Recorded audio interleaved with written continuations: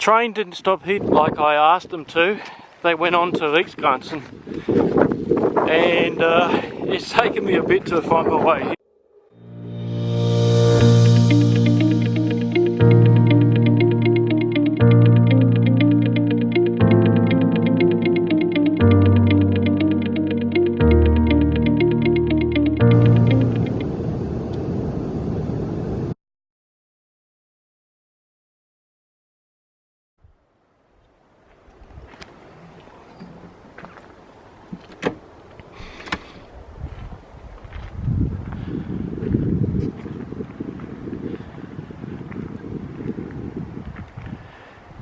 This is what I woke up to this morning.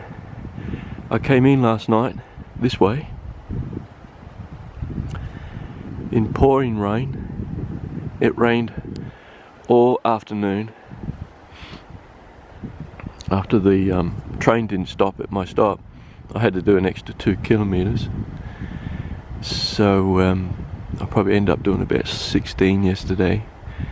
So I couldn't see any of this what I entered last night because it was just all clouded in and it was raining. But look at this, it's absolutely glorious. Got the lake down here.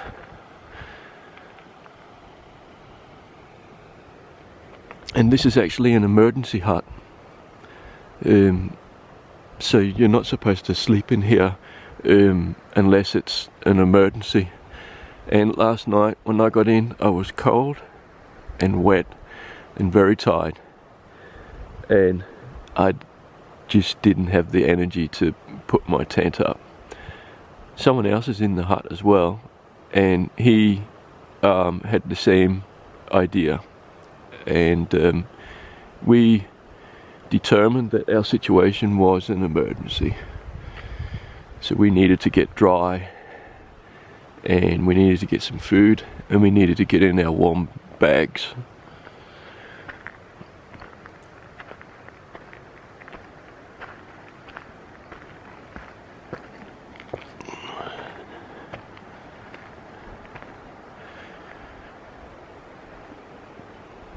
So there's actually a toilet block here, and this is a shed. There's some firewood in there. You can see it's a beautiful location.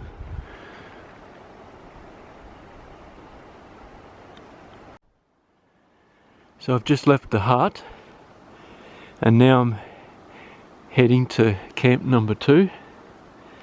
Just look at the views here. I'm walking up to about 1,000 meters here this morning, and I'm walking that way.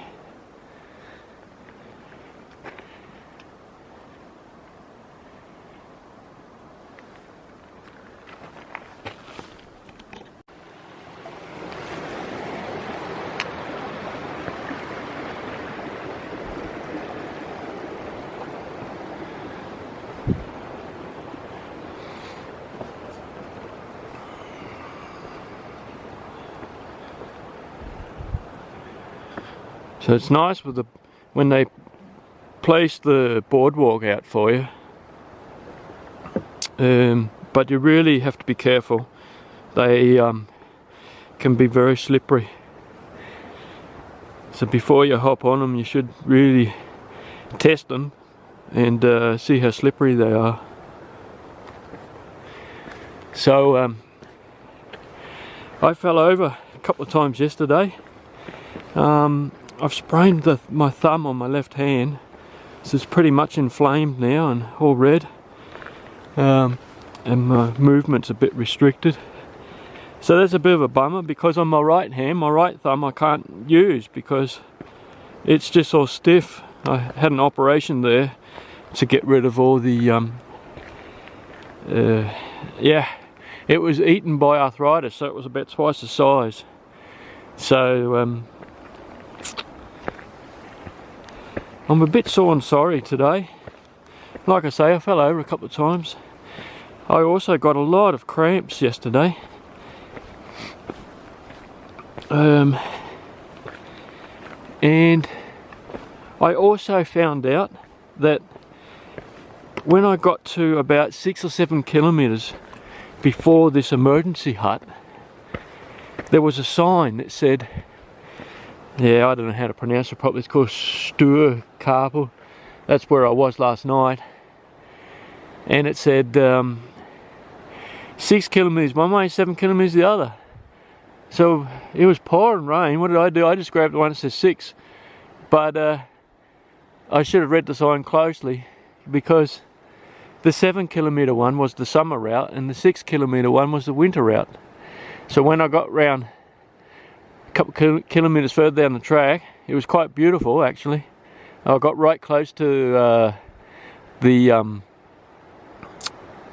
Norwegian border, and I actually went over into Norway yesterday as well. Then the track sort of disappeared and there was a lot of rock slide, and I had to put my trekking poles away and do a lot of scrambling. So it was a very, very tough day yesterday. So to be rewarded with a day like this is fantastic. This is my reward, and this is why I do this.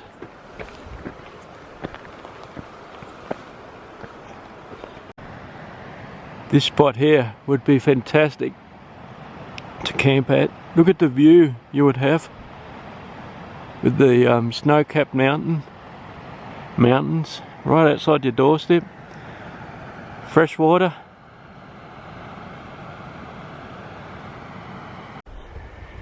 So I just came that way.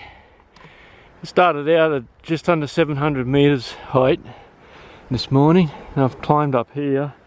At the moment I'm at 830 meters, and it looks like that I'm climbing up over this pass here, but beautiful weather. So I really hope it's nice and still up there so I can take some photos.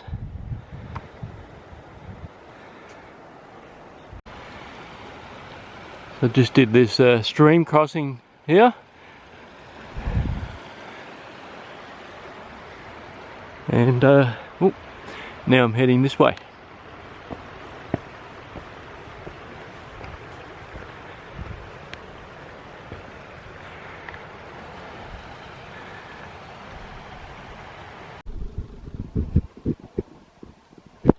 So just came up to 950 meters height. So I'm approaching the top, and I can see that the markers are going this way.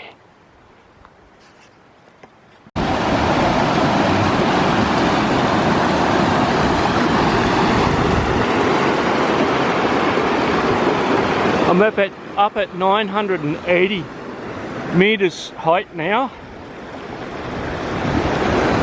so I'm hoping to be up the top soon. I just crossed over this footbridge here.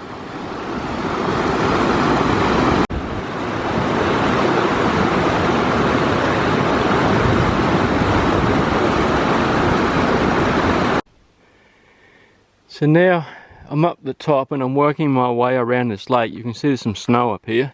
I'm up at 1,000 meters, and it's very, very quiet and still, which is great. There's no wind, so I came this way. It's been a pretty slow journey. You can see there's a couple of markers over there, and I can see some pathway up there, so it looks like I'm heading that way. So a bit of a slow hike through here. I just got to get down and through to the other side. Now I should be halfway, and I'm going to take some lunch.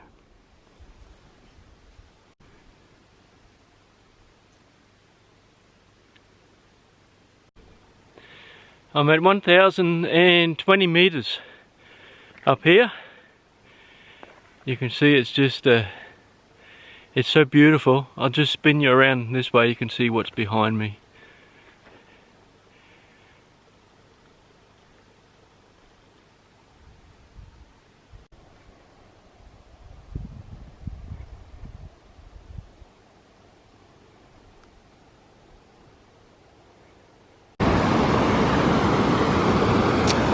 So I just crossed this, yeah, this is a lake here, goes down into a bigger lake, but there's an area here where you can get over. So it was actually shallow enough through here, and then I crossed over here and came this way, and then I came up here, I believe. So it came, yeah, up to my knees.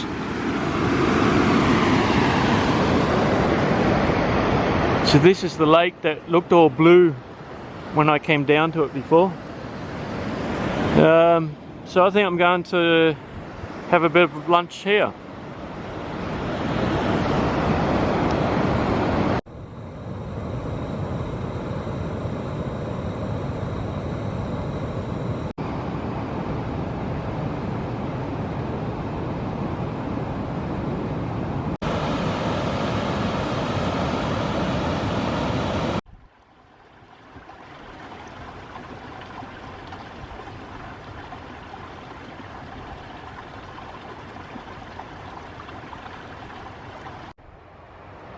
So it just meant this Australian guy, he was, he must be going to stay there the night, up in that hut up there. There's a little outdoor toilet there as well. So he was looking at seeing how he could get up this mountain here.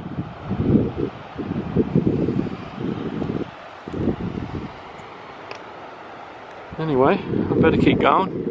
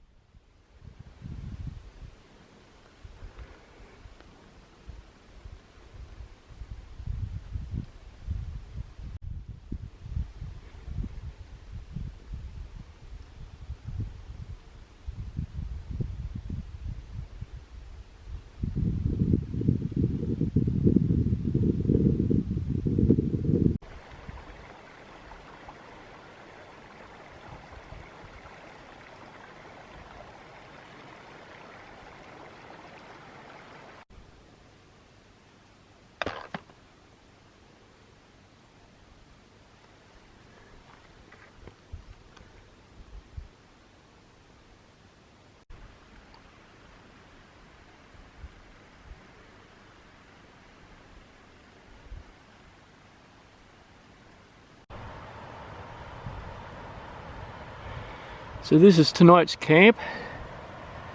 I'm probably about 1.5 kilometers from a STF hut.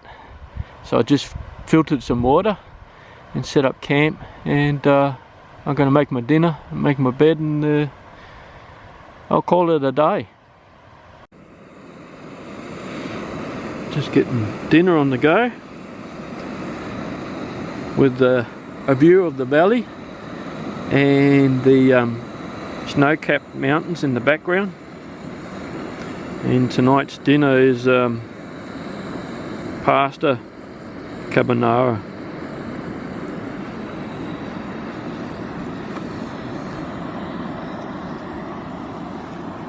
I'll just try and zoom in a bit. Look at that. You don't get a view like that every day. I just had my pasta carbonara, and I'm just enjoying a cup of coffee at the moment, and sitting inside my tarp tent notch with my quilt on top of my legs, and I've got all my gear drying up here. Oh, it's a bit difficult to see. So as soon as I've had my cup of coffee, I'm gonna hit the sack, I think. But I just can't get enough of the valley and the views of the snow-capped mountains.